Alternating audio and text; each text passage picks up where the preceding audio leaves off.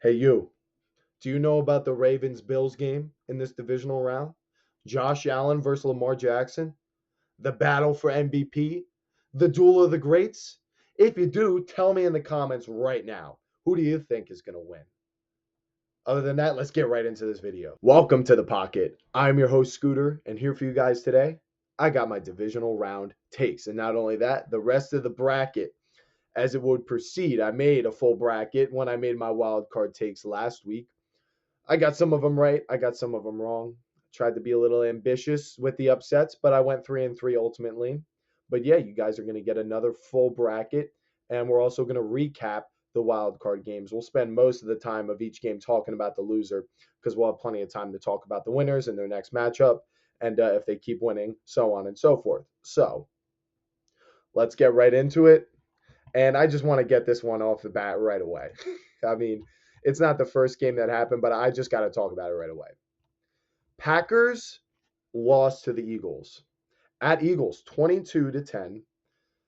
This game, I had the Packers winning. I had them winning close. I didn't think it was going to be some blowout. My reasoning was I thought the Packers would be better coached, better prepared, that they would make less mistakes, that Love would be better in the important moments than Jalen Hurts would be. And there was some truth to that, but ultimately it just did not come to fruition. And I got a buddy, one of my coworkers actually, who is a Packers fan, and I asked him what he thought about the game. I said, just what happened? Like, did you see this coming? And he said, you know what? We've been making stupid mistakes all year. Stupid mistakes. They're a young team. We know this. So maybe it is to be expected, but that's not something you expect from a great team that makes it to, say, a conference championship or a divisional round. Now, speaking of stupid mistakes, this game right off the bat had a huge momentum swing. The Packers, I believe either whether they elected to receive or, the Eagles deferred. They received the opening kickoff. And whoever was returning it for the Packers, absolutely beautiful hit by the Eagles special teams player. Completely stuck him straight on, forced the fumble. But what happened was it was really tough to see, but it looked like initially the Eagles got it. But after seeing the bird's eye view, it looked pretty clear to me at least that he had possession of the ball. Now he was sort of like fumbling with it, but there's nobody's like arms in there trying to like rip it out or anything. You understand what I mean? But in the end of the day, they did not turn it over. They went through the effort to review it. I thought they were going to turn it over and they didn't. But right after, literally after that happened, I said they're going to lose this game, the Packers. I picked them to win. I immediately lost faith because you know what the thing is? When you play the Eagles, you can't make mistakes like that. You cannot turn the ball over against this Eagles team. And now it wasn't the red zone, so it's not like they could chew up 10 minutes of clock, but they did turn the ball over 4 total times in this game. I mean, that was just the beginning. It was a pretty slow game through the first half. I'm pretty sure it was like 10-3 or something. It wasn't really taking off one way or the other. You just knew that the Eagles had the momentum just off of that opening play because they did score a touchdown. Now, it was, yes, I can see now it was 10-0 going into half. So the Packers are ice cold, right? But then eventually they start to get the heebie jeebies out of their system. They regroup at halftime, and things were a little different this time. Um, Now the Eagles outscored them in both halves. The ending score was 22-10, so it was they outscored them by 2 points in the second half, but it was getting much closer.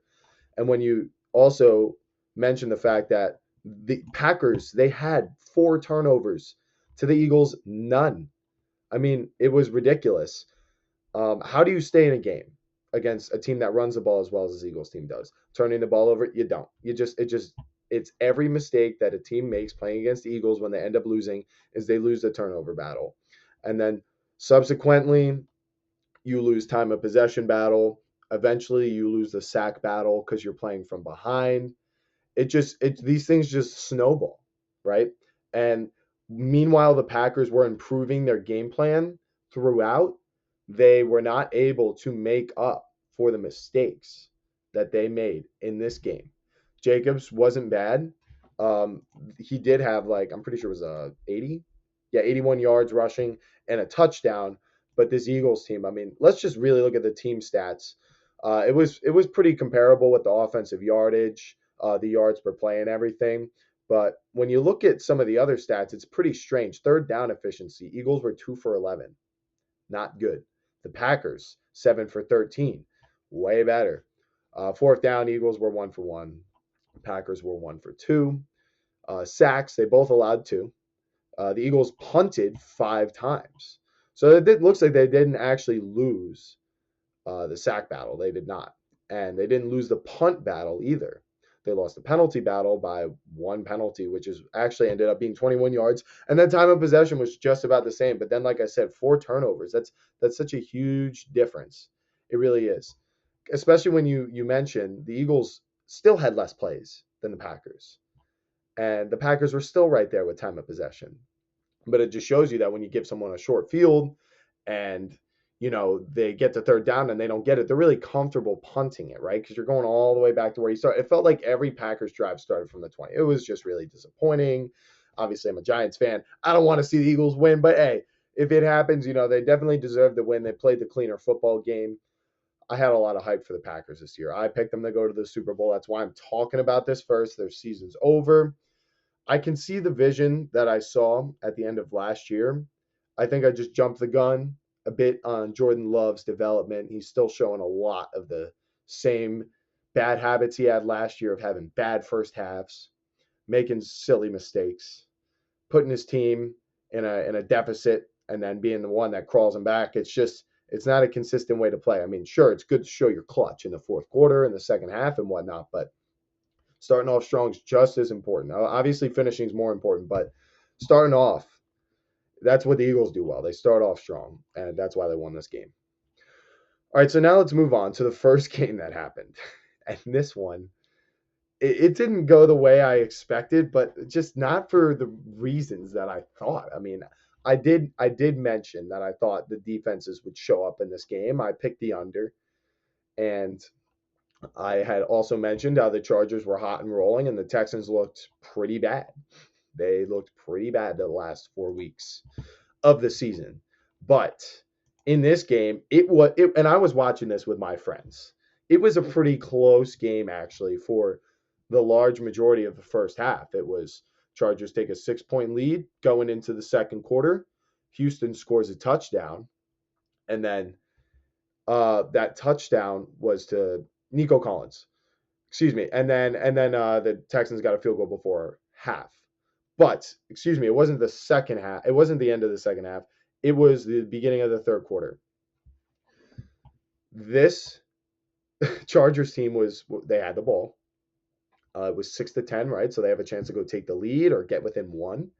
And Ladd McConkey runs a little hitch route just a little above his head, the throw from Herbert. It was just above his head. He had to leave the ground and get up, and it looked like he just kind of, I'm not blaming McConkey or Herbert in general, but it was just a bad play from both of them. Slips right through his hands into the hands of Eric Murray, and it is picked off and returned for a touchdown. And that baby is momentum. And right before this, I swear to you, me and my friends, this is why I was telling you this, we were talking about just how bad the Texans looked. Oh yeah, I remember what I was going to say about the end of the second quarter. Rewind. We were talking about how bad the Texans were. I mean, they were bad. I'm pretty sure at this point it was actually 6-0. This was on the drive that Nico Collins ended up scoring. There was like 2.5 minutes left. And I believe it was 3rd and long or something like that. It was pretty unmanageable. And Stroud takes a snap, and there's pressure immediately, and he gets out of it. He rolls out to the right. But it's not like he's got the defender beat. He's running away from him. But he just gets just enough an angle to turn upfield, get some forward momentum to throw the ball. And he throws it across his body. And I knew as soon as he started going upfield, he's going to throw it across his body. He has to find someone, right? Because this is do or die. That play right there changed the game completely, because what happened? Stroud, he hit. I forget who it was. It might have been Mechie. I can't remember who it was. But that dude was wide open. And he took it upfield for a big gain. And then obviously they went on to score. And the Texans could have drowned if they had the punt right there. Say the Chargers get the ball back right off of the punt. They either get a field goal and they go up 2 possessions, or they score a touchdown and go up, say, go for 2 and go up 14. But now you get yourself back into the game and you don't screw up and you give the Chargers an opportunity to throw the game and then enter the third quarter where the pick six happens. Chargers. This year I really thought it was different. I thought it was much different this year with Harbaugh. We blamed Brandon Staley. We shifted blame away from Herbert. And their offensive coordinator, Greg Roman, right? Everyone's like, oh, it's not the right scheme or whatever. And it worked pretty good. But in this game, it kind of parallels those weird, bad playoff games from Lamar Jackson. Maybe it's not a 1-to-1 from the offensive coordinator, but Justin Herbert is losing confidence from fans of his own team, the NFL in general. I thought my thing that I was going to say we are learning about the Chargers this season in my last video, I said they are emerging. I said they are emerging. I didn't buy in to what I saw for a very long time throughout the regular season because of the schedule, but also because of what we know about the history and culture of this team, and not the one that Harbaugh brought in, the one you can't get rid of, the one that's attached to the name Chargers. No matter if you move to LA, you're still the Chargers. So, guys, the Chargers fans, I feel bad for you guys, to be honest. After this whole season and waiting for years to get a new coach, I don't think it's him. I don't think it's Harbaugh. Now, Staley wasn't good, but something's up with Herbert, and some of these interceptions were not his fault entirely, but like I said, the pass to Ladd was not good. There was another interception where it slipped through a tight end's hands, and that wasn't really his fault, but it's just the composure of a quarterback and the team's confidence in him, I believe, can help you overcome those things, because you're like, that wasn't, let's say Mahomes, for example, same situation happens, slips through the fingers, pick six. Mahomes is going up to the receiver, I can make a better throw there. And the receiver's going, no, that slipped through my hands, right? And I'm not saying these two, Herbert and McConkey, didn't go to the sideline and do that, but do you really believe what you're saying? Like when Mahomes goes up to the guy and tells him, yo, that's on me, the guy's thinking Mahomes just took accountability for that. It's not on me. It invites him to say, no, that was my mistake. We got this. You and I just both got to do our jobs, Patriot way, Chiefs way, whatever you want to call it. It's missing. It's missing from the Chargers because the Texans were facing adversity, and then they punched them in the mouth, and they stayed in the game, and they stood on their feet, and then the Chargers stumbled. They tripped. All the Texans had to do was not get into like a touchdown or 2 touchdown deficit. 6 was the perfect amount. All right, let's move on to the next game. I'm getting a little into these, and I don't want to spend too much time on each of these teams, but their season is over, so give you guys a little something. Steelers, man, it's like we just kind of knew this was going to happen. I mean, it was the same story with the Texans where they looked so bad at the end of the season that I just assumed both of them were going to lose. Well, turns out those narratives don't always stick. One of those teams ended up winning, the Texans, and maybe the Chargers narrative overpowered them, the losing history and choking history, but this Steelers team just outmatched, especially at quarterback, offensive coordinator, Ravens offensive line, better running backs. Only thing they really got on the Ravens on offense is Pickens. Freiermuth is not as good as Andrews. The defense, probably better than the Ravens on paper, but just, in your offense is not keeping up. Your defense is nerfed, right? And although the Steelers took a huge leap this year, even if they lost this badly, right?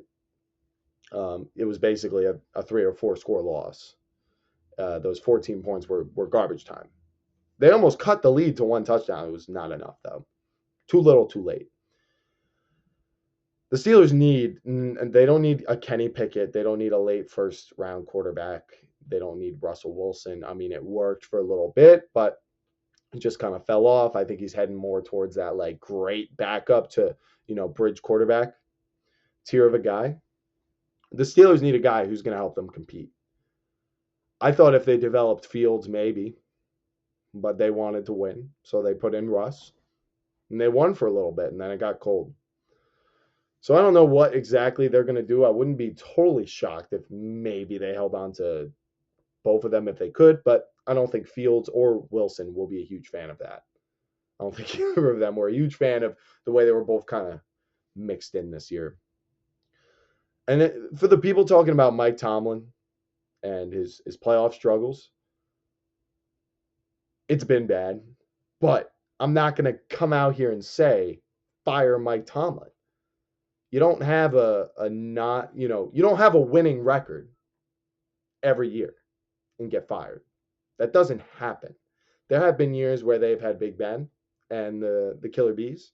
There have been years where they've had, Kenny Pickett and Mason Rudolph rolling out there, and he still manages to get them above 500. I'm not saying for ticket sales or nothing. The Steelers have a culture.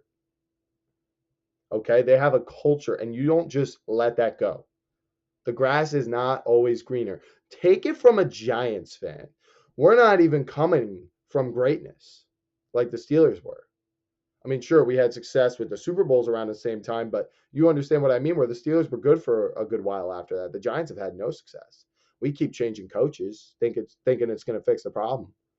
But in reality, we've just had a bad quarterback and a bad team. Now, the Steelers might not have a bad team, but they don't have the greatest team. And they definitely don't have a great quarterback. So they got to address this in the offseason somehow. I don't know if you draft a rookie. I don't think really signing another free agent is a great idea because in that case, you're going to get another guy like Russell Wilson who's, looking to, implant themselves in a job, but there's a reason they're looking for one. You know what I mean? So that's my take on the Steelers. Really too bad for them. Ravens, they look great. Broncos, ugh. They just ran into the Bills. I mean, this Broncos team looked very competitive against pretty much everyone they had played the entire year. I'm sure there was one or two games where they got blown out. I think the Ravens blew them out. And they just maxed out, right? I mean, I would say the same thing about the Broncos that I said about the Chargers with respect to the power rankings. In the power rankings, I was very slow to move the Chargers and the Broncos because they were very new. And I wasn't super confident that what they were doing was real. Now, even though they got destroyed by the Bills, they really did. They did start off a little hot, with that first touchdown. Now that was good, but really, what my point is I'm not even sure this loss to the Bills is worse than the Chargers loss to the Texans. This is a narrative thing right here. The Broncos can go into the off season and going into next season, and the Bills might have won the Super Bowl. And you might think, well, we could just basically say we would have beaten anyone else except for the Chiefs, right? With confidence, you can't say that. But you could say we had a chance to beat pretty much everyone else. They did get blown out by the Ravens, right? But you understand. The team you lost to goes on to win the Super Bowl.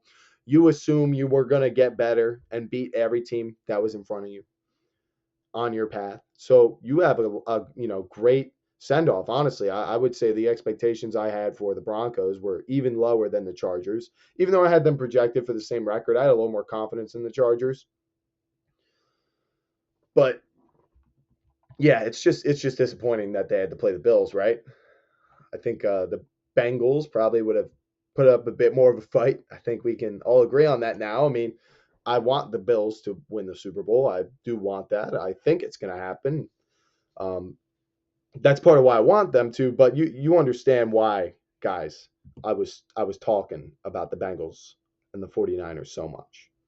Now, the NFC's playoffs have been competitive, but in the AFC, I don't like seeing games like this in the playoffs. I think it's a pretty clear indication that there was a better team to get in there. And I'm not hating on the Broncos. They had an incredible season. They did everything they had to do in year one to have success, but just too little. Not enough to beat a team like the Bills. They got a lot of work to do.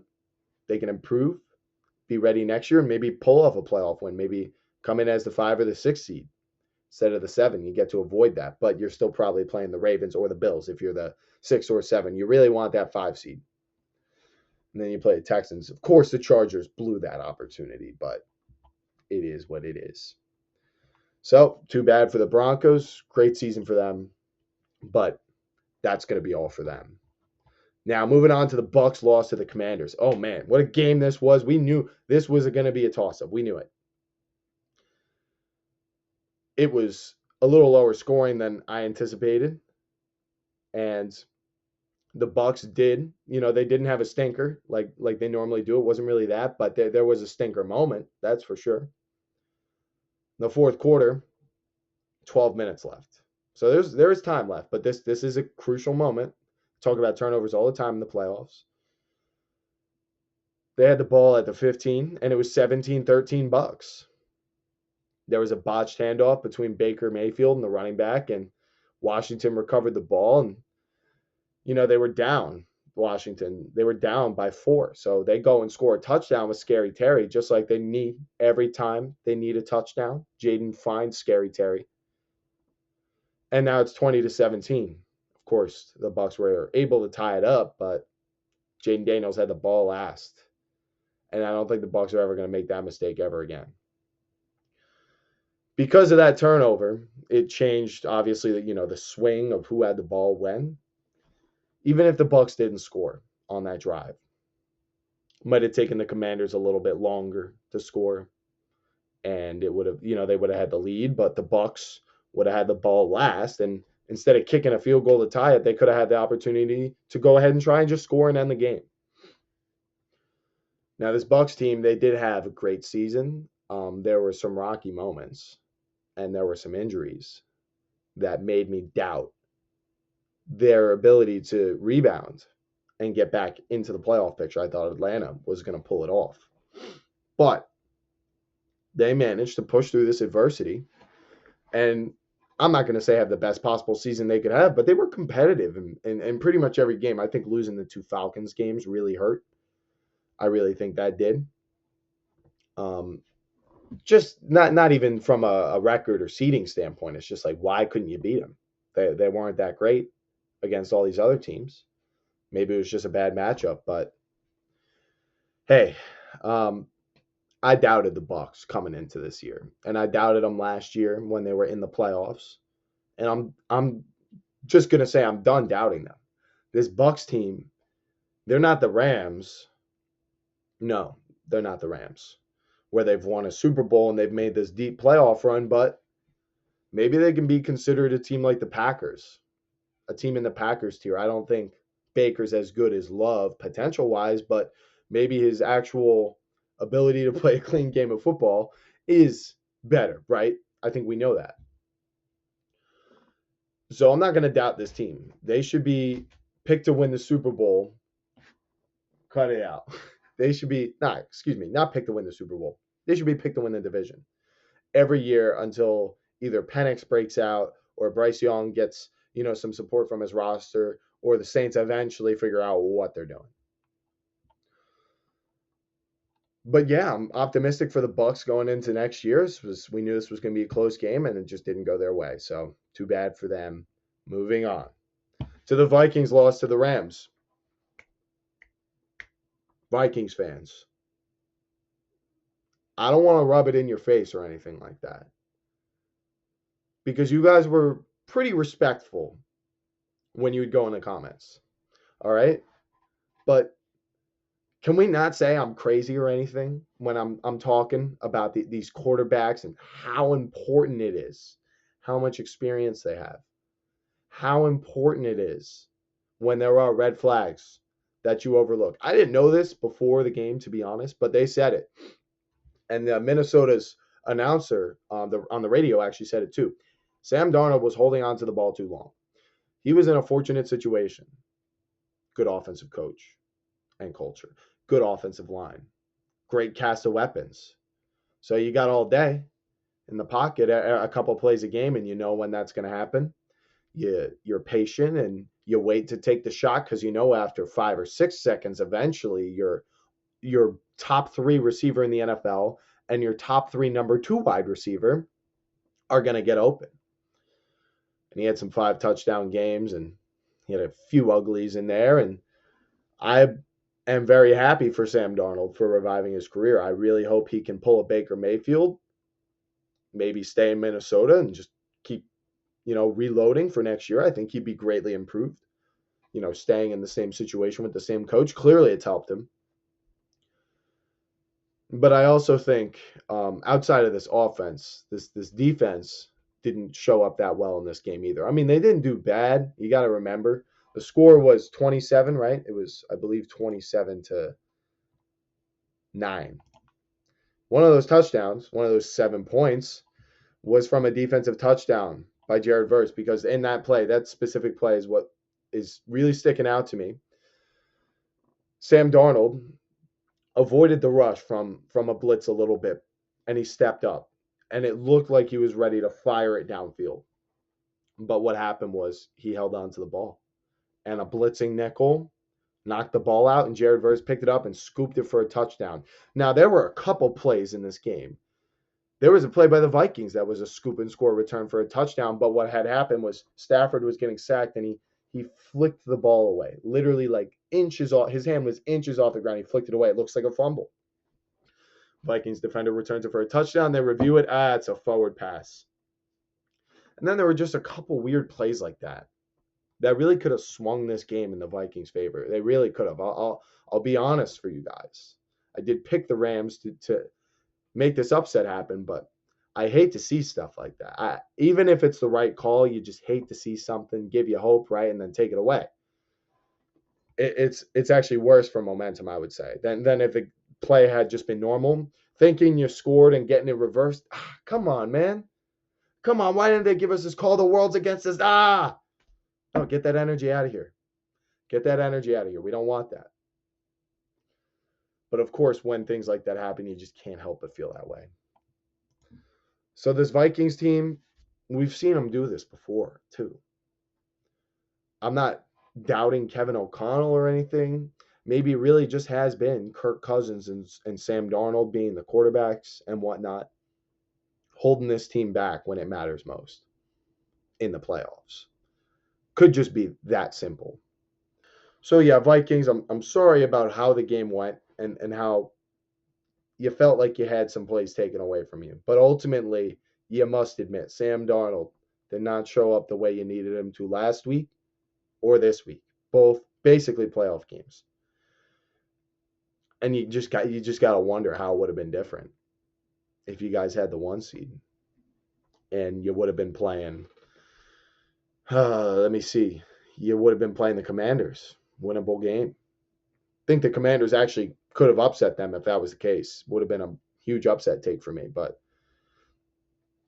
it's just too bad. Sorry, Vikings fans. I promise I don't hate you. I want you guys to have a good future, but I'm not just going to say it if I don't believe it. So there you have it. That's your recap of the losers from the Wildcard Round. Now we're going to move on to predicting the divisional round. Like I said, this is my favorite round. Always. I just think back to that Chiefs-Bills battle. Oh, man. Do you guys remember the 13 seconds game? Do you remember where you were? I do. I remember where I was.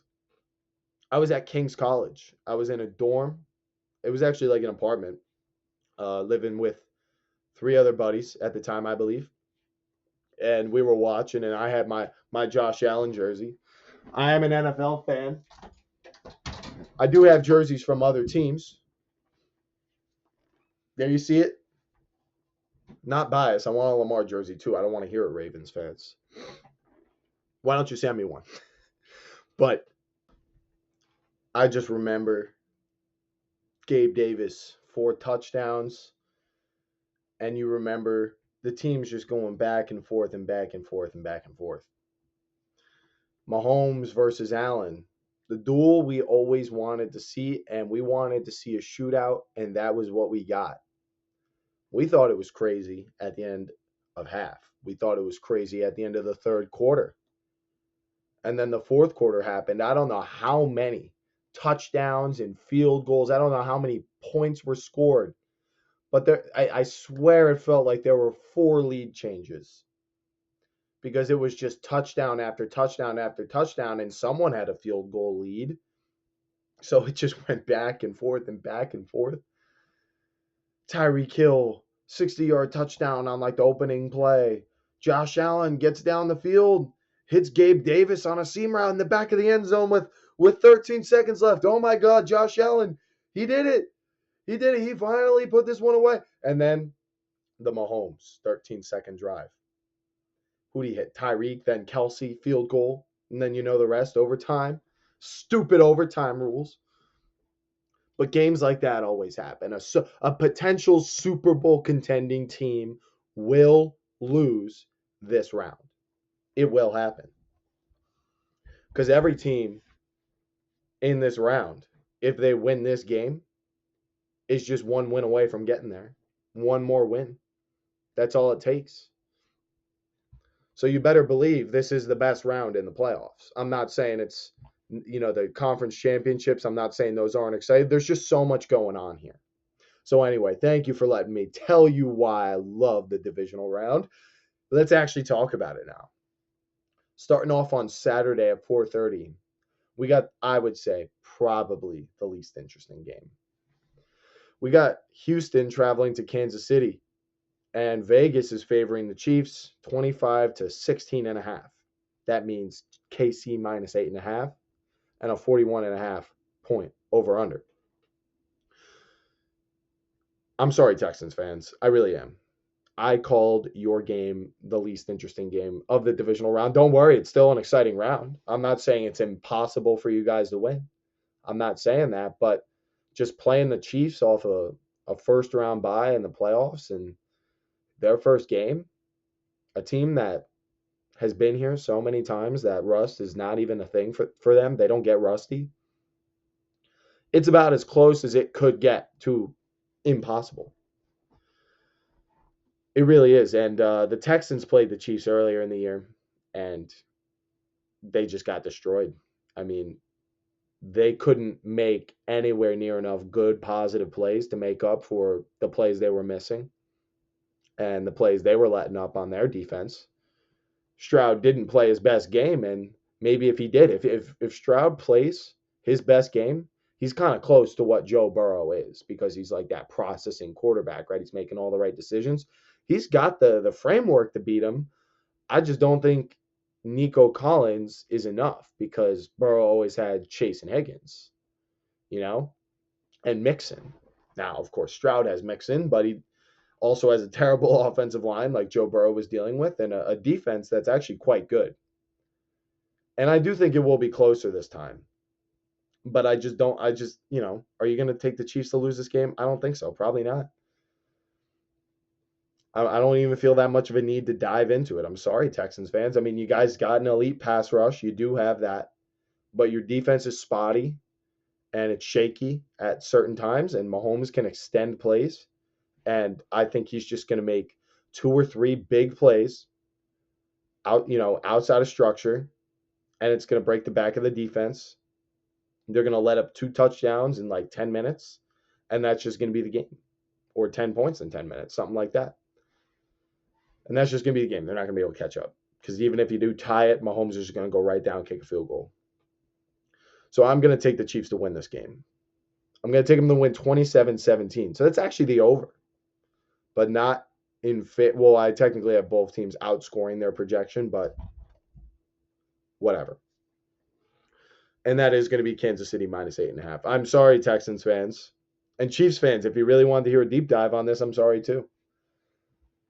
There's just only so much time in the day, right? And I think we know what's going to happen there. If it doesn't happen, I'll have a shocked reaction for you guys waiting for you on Monday night or Tuesday or whenever. But I'll have that for you if it happens, but I don't think it's going to. Moving on. We got the Commanders traveling to the Detroit Lions. The Commanders upset the Buccaneers in the Wildcard Round, and the Lions had a first round bye just like the Chiefs. First round bye they earned in the very last week of the season by beating the Vikings, who had the same record as them in the same division. This game right here has a lot of potential. It really does. Jaden Daniels, I talked last week about rookie quarterbacks in the playoffs and how they almost have it better than a lot of the guys who have been here for a while.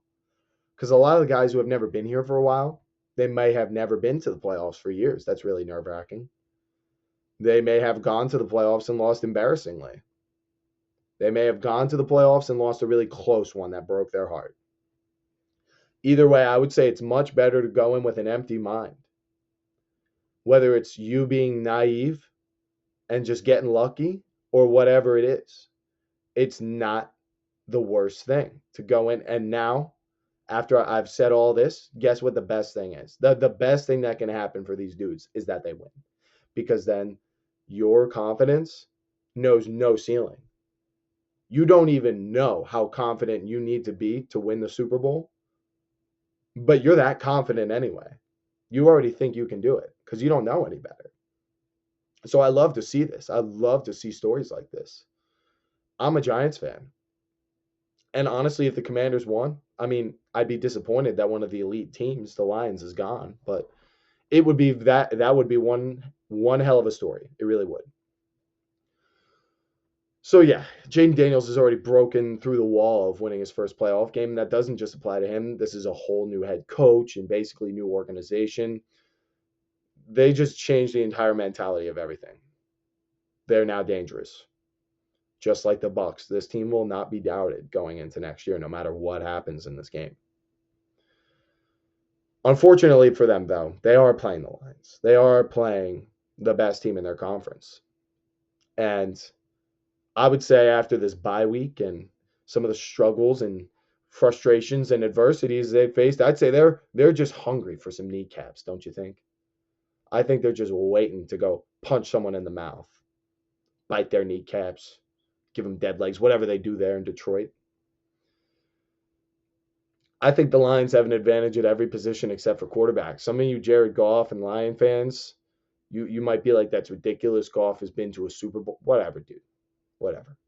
What Jaden Daniels has done on the Commanders this year has been nothing short of probably the best rookie season ever, I would say.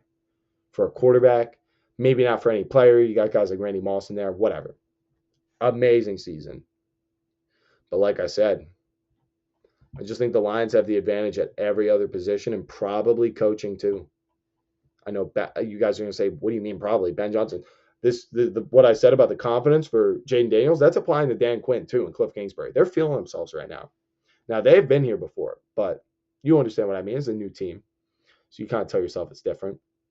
If you're a player, it's a little harder to do that because you know it's just you. But you understand how I'm framing this is that anything I said, the Commanders can just do anything. They could get blown out, or they could win that first game and lose, or they could go to the conference championship, and who knows at that point. But I don't think it's going to happen.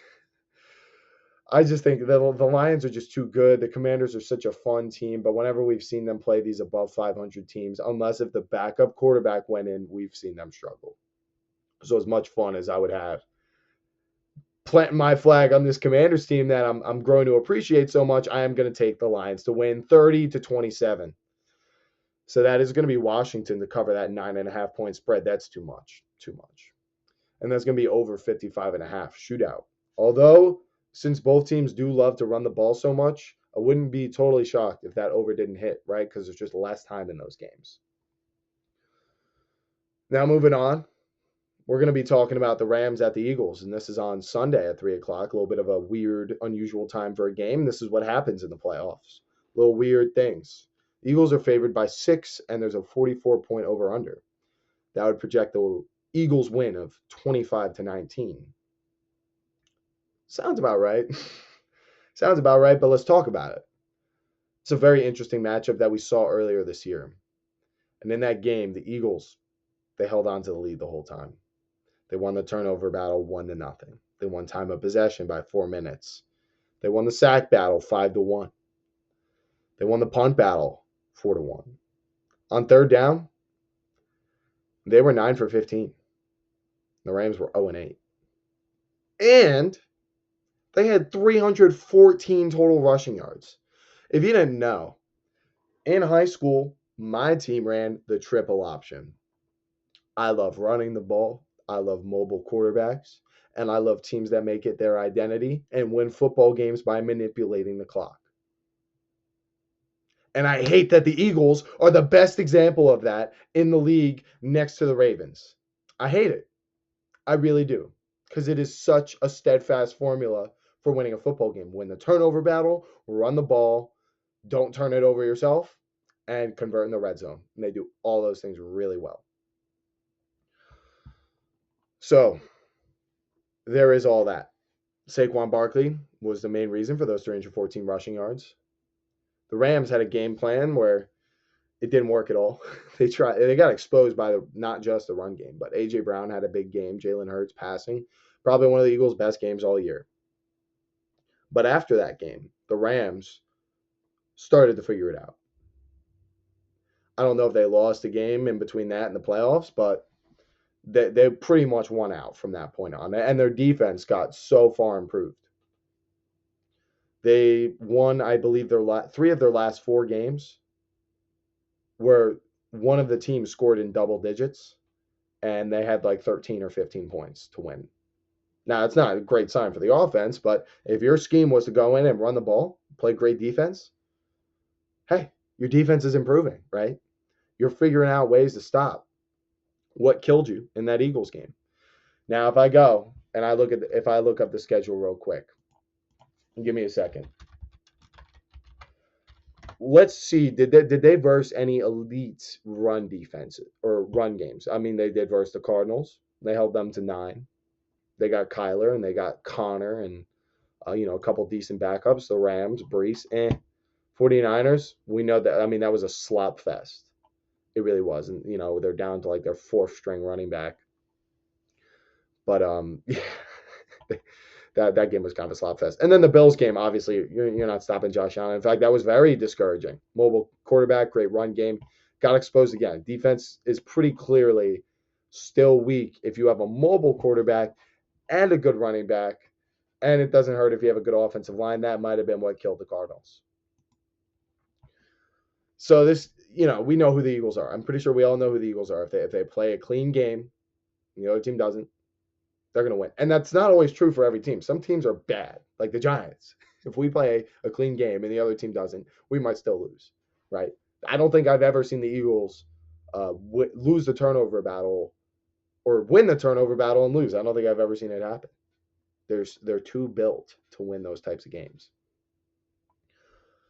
So although I would say I have a lot of confidence on this NFC side for the Rams, Sean McVay, and Matthew Stafford to figure out how to play the cleanest possible game that they can, as they will need to do to beat this Eagles team, I think it still just might not be enough. 1 strip sack on Stafford, 1 tipped interception. And with the Eagles, it's always like this too. It's never like, some perfect interception or, perfect forced fumble. There's always something weird going on with it. But maybe I'm just a hater. Anyway, let's get down to the point. I'd love to take the Rams to upset this Eagles team, but I just can't do it, not after last week. Too many glaring factors that we saw them play and beat the Rams, and both teams have gotten much better. So I'm going to take the Eagles to win this game, 23-20. So I'm taking the under 44, but I'm taking the Rams to cover. Pay very close attention to when I pick a team to cover, because that'll show you I think there's a chance for upset. Notice I don't have the Texans covering. I have the Commanders covering. I now have the Rams covering. And then we'll talk about the last game. The battle for MVP. We got the Baltimore Ravens traveling to the Buffalo Bills. Lamar Jackson versus Josh Allen. Now I understand, disclaimer, apparently playoff games have no effect on voting for MVP, offensive play, all those things. They have no effect. I don't know who's going around saying this to people, but I just personally don't believe it. I don't believe that these don't have an effect on it. I just don't. I don't know how it would or would not, but I just don't believe it doesn't affect it. Okay? It's got to mean something, right? I feel like it's always meant something, because it's always those teams that make it to the Super Bowl that get the most awards, right? There's no way like the voters know in hindsight who's going to get there. But anyway, I mentioned in the last video, I have this matchup happening. So if you want to hear more about it, go click on my last video. I'll try to link it in the description. This game, although I'll say it again, it's just going to be so amazing. I don't really have a rational reason why you'd bet for or against either team. So I've got to anticipate that this game is going to be won by energy. I just think the Bills will have it. Now, the objectively better team will come out and, have a lead at the end of the first quarter or something like that. Maybe they'll score a first touchdown, whatever it is. But after that, everything starts to change. The offensive and defensive coordinators, they get right to work. They change everything as much as they can. Whatever's not working. Everything that is working is staying until you beat it. And they're going to figure out in that game exactly how to beat you. And they're ready for it. These are good teams. They do this to other teams all the time. And even if the Ravens take an early lead, I think the Bills will climb back this time. And like I said, there's not really a rhyme or reason for it. I'm just kind of using the force. I'm feeling it out. And what is my brain telling me?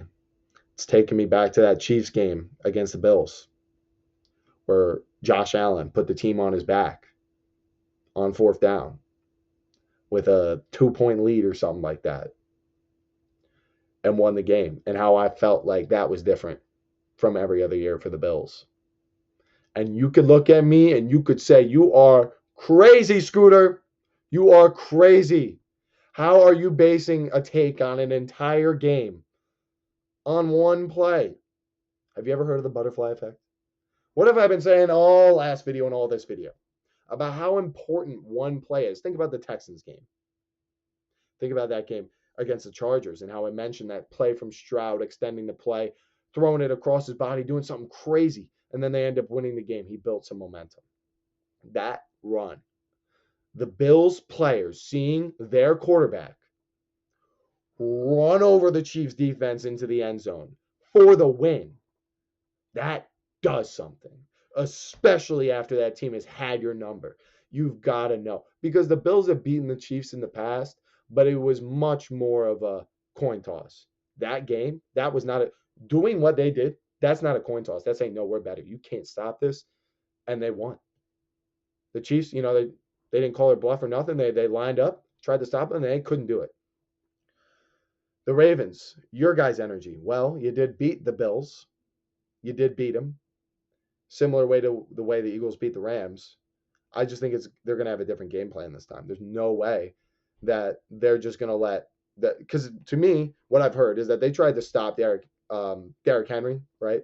And it just kind of backfired, because if you load the box against him and he gets up the gut, right? Those defenders that were once backed up and would have space to close are now behind, and they got to come all the way upfield, right? So say Henry's running here, they're starting over here. Yeah, sure. If it's outside zone, he's got it. Those defenders have got it. But if it's right up the gut and it breaks through, you run some kind of wham or trap. Oh man, it's going to blow right up the middle. You're going to be one-on-one with one safety against Derrick Henry, and that's how he scores those long touchdowns. And then that opens up everything for Lamar. I don't even know how much the Ravens ran the ball in that game, but it was a lot. Bills better sign some heavy package guys, or work some of that in, because if they don't, then it's just going to be the same result. And it's almost worse for the Ravens that they won last time. Sure, you got confidence, you 100% do, but you're just going to go into this game thinking you got to win it the same way you did last time. The reality is the other team is not going to play, coach, or scheme it the same. So you're going to be wrong about something inevitably. The ball is in the Bills' court to do whatever they want with it now. I just think that is going to play to their advantage. And like I said, you want to pick Ravens, I'm not going to tell you nothing. I don't know which way this game is going to go. I just can't wait to watch it. All right, so that's the whole divisional round. Let's finish things up. And then, like I said, these games are theoretical. They might not technically happen. And these are pretty much my previous conference championship matchups that I had in the wildcard round bracket, except for one team. So Bills Chiefs, I talked about this. Same thing that I said in the last game. I just think the Bills got it this year. I just think they got it. Okay. The Chiefs, we know what they are. Everyone knows the Chiefs can beat the Bills. Everyone knows that. We've seen it time and time again. In fact, you probably should expect it to happen, which is why I'm going to go into this with low expectations and predict a 1-point win for the Bills, 26-25. If I didn't say for the Bills Ravens, I'm taking the Bills 28-27. But for the Bills and the Chiefs, 26-25, another 1-point victory for them. I go back to that play all the time, and I just can't get it out of my head, man. And when something's like that, you just got to hold on to it, right? Things like that, they mean something. If some play or some moment in a game speaks to you, don't forget it. Because chances are those players are thinking the same thing. They're going home and they're telling their wives and their friends about what it was like to be on the team when something like that happened. And how nobody else on the planet Earth could even experience something like that. All these teams have moments like this, right? I just personally feel like the Bills had the best one, okay? And there were so many great moments. Maybe I'm even forgetting one, but we're talking about the last 8 teams, right? So out of those teams, and now we're down to the last 4. I would say the Bills had the best one. Now, this game hasn't happened yet. It has not been projected by me. Eagles at Lions. This is new. Sticking to my guns, though. I'd have the Lions taking down any team in the NFC. There are so many good teams in the NFC, so many quality teams. But I would just say the reason that I view them over the Eagles is because of Jared Goff and Ben Johnson. I think the way that they're able to use their weapons, they're a little bit more of a balanced offense if they need to be. We saw them in that Bills game. I don't think the Eagles are doing that, keeping up with the Bills after getting a deficit. Do you think Jalen Hurts is going to go throw for 5 touchdowns? I don't think I've ever seen him throw for more than 4. I'm sure it probably has happened, but he's just not that guy, right? But Jared Goff, we see him do it all the time because it's just Ben Johnson knows. Whatever they're giving us, we're just going to take that. And in this game, I would say the Eagles are going to try to have a balanced approach defensively because they're aware that the Lions are dangerous both ways. But the Lions are going to be able to go in, and they're going to be able to focus on Saquon Barkley. And they're going to blitz Jalen Hurts, just like the Packers did, just like the Rams did in the second round. And also, if you have a not as convincing win against the Rams compared to what you did to them earlier in the year, like I have projected here, then your team is going to be a little less confident. Your fan base a little less confident that things are going to work out just fine. So I am taking the Lions to win 31-27. And this makes our Super Bowl matchup. Same thing I projected in the wildcard round. Sticking to my guns when I can. Bills Lions. And if you want to hear more about it, like I said, go watch the last video. I'll just quickly recap. Tell you some of my thoughts. We've seen this game. I think it would go very similarly, especially considering the injuries. Now the Lions are recovering. And there's going to be another, basically bye week. 2-week break before the Super Bowl for both teams to get healthy. We're going to see the best version of both teams, as best as it could possibly be. And this is where it gets complicated. You face this situation pretty yearly in the NFL. You have a AFC team who has an elite quarterback versus an NFC team who has an elite everything else.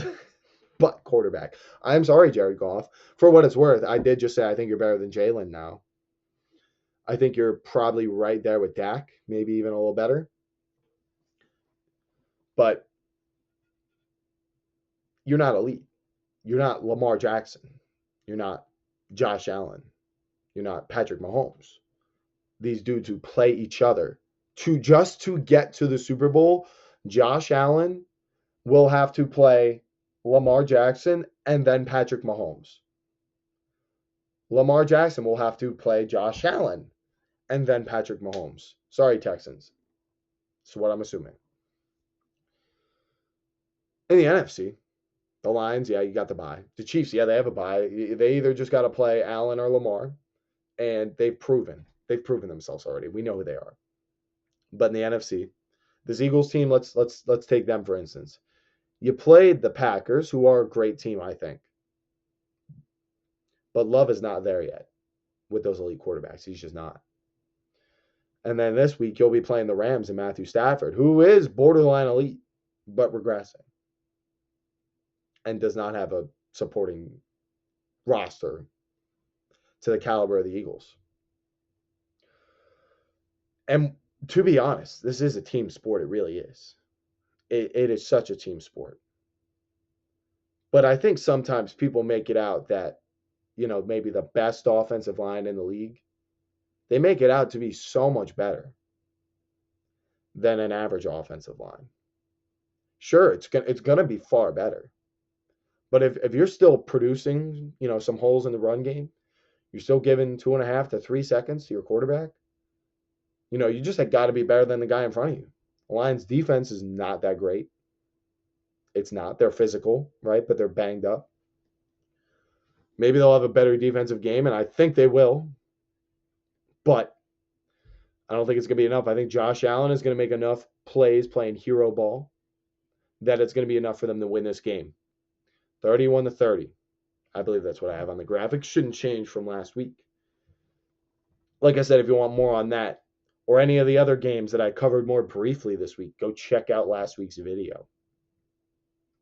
And if you did enjoy this video, please leave a like and tell me in the comments. Or actually comment this. I want you guys all to tell me in the comments. Who will win? Bills or Ravens? Who is going to win that matchup? Only time will tell. But yeah, like I said, leave those likes. Tell me in those comments all your thoughts. Subscribe if you aren't already. First year on YouTube. I don't think I'm doing too bad. I got all the equipment that I need. Got the lights. I got the camera. I got a PC now even too. But yeah, I would appreciate all the support that you guys can give me. I've had a lot of fun making these videos, but also getting more comfortable to the point that I'm just one-taking it as much as I can so that I can just post it right with minimal editing. So thank you all if you already have supported the channel and liked the video and left a comment and all that good stuff. And most importantly of all, thank you for watching my divisional round playoff predictions, the entire bracket, and my recap of the wild card round and those games. I guess it's sort of a mini season review for some of those teams that lost, but I'll probably have something for you guys after the regulars or after the playoffs are over. We'll do all sorts of stuff like that. But yeah, thank you guys so much for watching. Tune in next week for my conference championship predictions. It's going to be the same thing. We'll talk about the divisional round, and then we'll talk about, obviously the conference championship games that are happening, and then we'll talk about the Super Bowl. We'll do that all the way up until the Super Bowl, and I'll probably have time to make a couple videos for the Super Bowl, maybe even a super long one. I don't know. It's going to be fun, though. I'm excited. It's been a great time making this video for you guys, and I hope you enjoyed it, and I hope to see you in the next one. Peace out.